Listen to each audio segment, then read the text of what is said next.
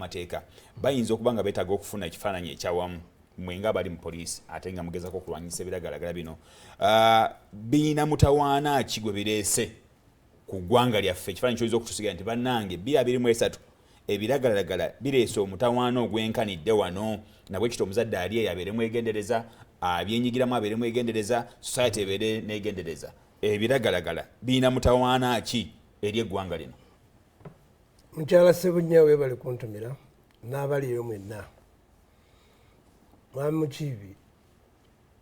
buli boogezaako okwesiga ekizigo nga tonaabye oba onyirira njagala abatuuliza bategeere kiki kye tuyita ebiragalagala kubanga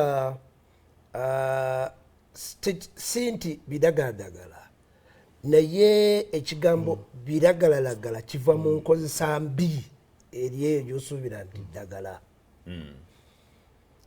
era n'olikozesa nga tolikozesa mu budde bwalyo tolikozesezza mu bipimo byalyo ate sina kindi n'olikozesa okukola ebyo ebitandikoleddwa olw'ekyo kyekifuuka ebiragalagala ebintu bye twogerako nti biragalagala mwe muli enjaga eno gye twerimira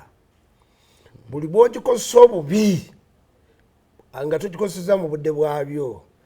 ne tubeerako na bino ebirala bye tuimporti nga bye tuyingiza mu ggwanga omuli cocaine omuli kuba omuli cocaine mulimu gwe banywa mulimu gwe beekusa mu mpiso mulimu gwe bateeka mu bino babita shisha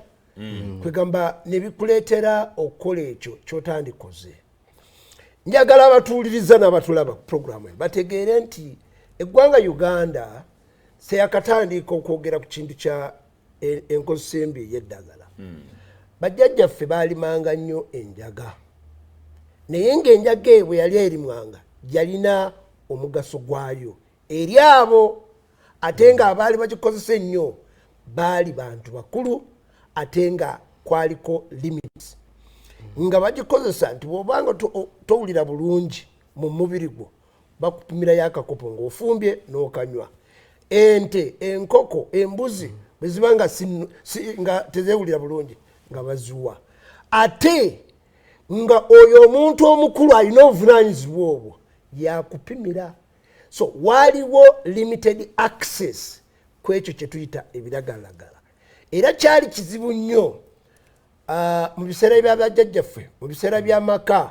agaalimu empisa omwana okubeera nti alina access oba alina enkizo okutuukirira ekyo tuyita ebiragalagala naye bwe tugenze nga society yeeyebula nga tuli mu mbeera ya globalization nti buli kimu ekifa mu America kifa mu China kifa mu Bungereza ekifa wano mu Africa okiraba n'okikopa ate n'okikopa mu bukyamu bwakyo kyaleetera abantu abamu okutandika okusensera emize egitaali mituufu mwe mwali okutandika okuvumirira enkozesa y'eddagala lino ate nga kyava ku bunafu bw'omu maka kubanga amaka gaali gakolanga nnyo enkizo okusomesa omwana okutangira omwana okubuulira omwana okugunjula omwana naye kati society buli bwebegenze nga yeeyebula nga buli kimu ekyaffe tukidibya